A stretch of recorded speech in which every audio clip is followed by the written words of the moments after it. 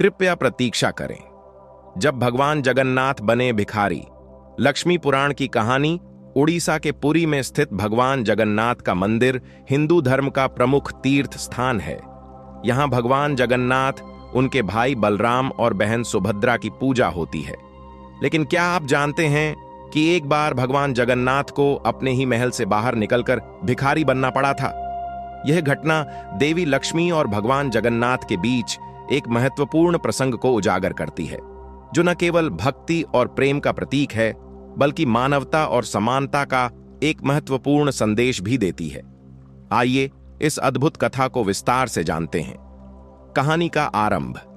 एक बार की बात है, भगवान जगन्नाथ और देवी लक्ष्मी अपने भव्य महल में आनंदमय जीवन व्यतीत कर रहे थे।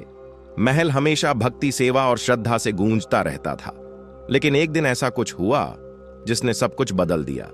देवी लक्ष्मी ने सुबह सुबह महल के सभी सेवकों को निर्देश दिया कि रसोई में खास पकवान बनाए जाएं। उन्हें भगवान जगन्नाथ के लिए प्रसाद तैयार करना था। लेकिन तभी बाहर से एक गरीब औरत, जिसका नाम श्रिया चांडालिनी था, महल के द्वार पर आकर खड़ी हो गई। वह बेहद गरीब थी और भूख से व्याकुल होकर देवी लक्ष्मी से मदद मांगने आई थी। श्रिया की पुकार, हे माता लक्ष्मी, श्रिया ने विनम्रता से कहा, मैं भूखी हूं, क्या मुझे भगवान के प्रसाद में से कुछ भोजन मिल सकता है? देवी लक्ष्मी का हृदय करुणा से भर गया। वह जानती थीं कि सेवा करना सबसे बड़ा धर्म है। उन्होंने श्रिया के लिए तुरंत भोजन मंगवाया और उसे अपनी भक्ति का हिस्सा मानकर आदरपूर्वक भोजन दिया। श्रिया देवी लक्ष्मी को धन्यवाद देकर वहां से चली गई। लेकिन इस घटना की जानकारी जब भगवान जगन्नाथ के भाई बलराम को हुई तो उन्होंने क्रोधपूर्वक कहा, यह महल केवल उच्च जाति के भक्तों के लिए है। चांडाल जाति की कोई भी व्यक्ति यहां नहीं आ सकता। देवी लक्ष्मी ने महल के नियमों का उल्लंघन किया है। भगवान जगन्नाथ का निर्णय। बलराम के इस विचार से भगवान जगन्नाथ सहमत हो गए। उन्होंने कहा, लक्ष्मी को अपने कार्यों का परिणाम भुगतना होगा। इस महल में अनुशासन सर्वोपरि है। उन्हें बिना अनुमति किसी को भोजन नहीं देना चाहिए था। देवी लक्ष्मी को बुलाया गया और उनके समर्पण और करुणा के बावजूद उन्हें महल छोड़ने का आदेश दे दिया गया। लक्ष्मी का क्रोध। महल छोड़ते समय देवी लक्ष्मी ने क्रोधित होकर कहा, हे प्रभु, आपने मेरे कार्य को समझे बिना मुझे दंडित किया। यह महल मेरी उपस्थिति से समृद्ध है। मेरे बिना आप देखेंगे कि यह कैसा सूना और गरीब हो जाएगा।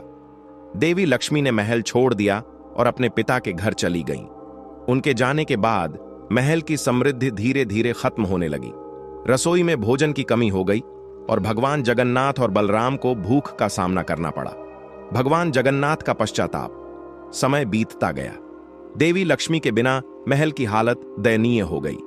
न सेवक, न भोजन और न ही भक्ति का उल्लास। भगवान जगन्नाथ को एहसास हुआ कि उन्होंने देवी लक्ष्मी के साथ अन्याय किया है। उन्होंने बलराम से कहा, यह सब हमारी गलती है, हमें देवी लक्ष्मी को वापस लाना होगा। लेकिन देवी लक्ष्मी को मनाना इतना आसान नहीं था। भिखारी बनना। देवी लक्ष्मी को मनाने के लिए भगवान जगन्नाथ ने एक योजना बनाई। वे अपने दिव्य स्वरूप को त्याग कर भिखारी बन गए।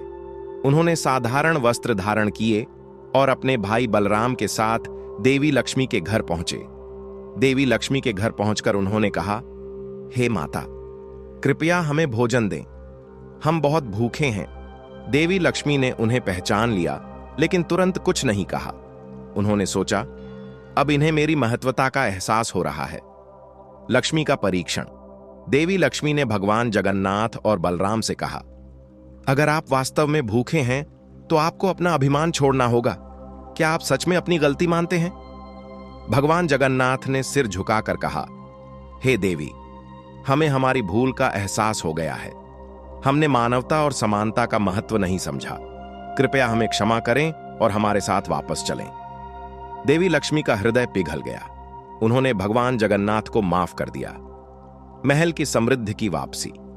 देवी लक्ष्मी ने महल लौटने का निर्णय लिया। जैसे ही वे महल में दाखिल हुईं, चारों ओर समृद्धि और उल्लास लौट आया। भगवान जगन्नाथ और बलराम ने उनसे वादा किया कि अब से वे सभी भक्तों को समान दृष्टि से देखेंगे, चाहे वह किसी भी जाति, धर्म या वर्ग के हों। कहानी का संदेश। इस कथा का संदेश यह है कि सेवा, करुणा और समानता ही सच्चे धर्म के आधार हैं। भगवान स्वयं अपने भक्तों की भक्ति और प्रेम के बिना अधूरे हैं। लक्ष्मी पुराण की यह कहानी हमें यह भी सिखाती है कि हमें हर व्यक्ति के प्रति समान व्यवहार करना चाहिए। यह कहानी हमें यह एहसास कराती है कि भगवान भी बिना भक्तों के अधूरे हैं और उनकी कृपा के बिना समृद्धि का कोई मूल्य नहीं।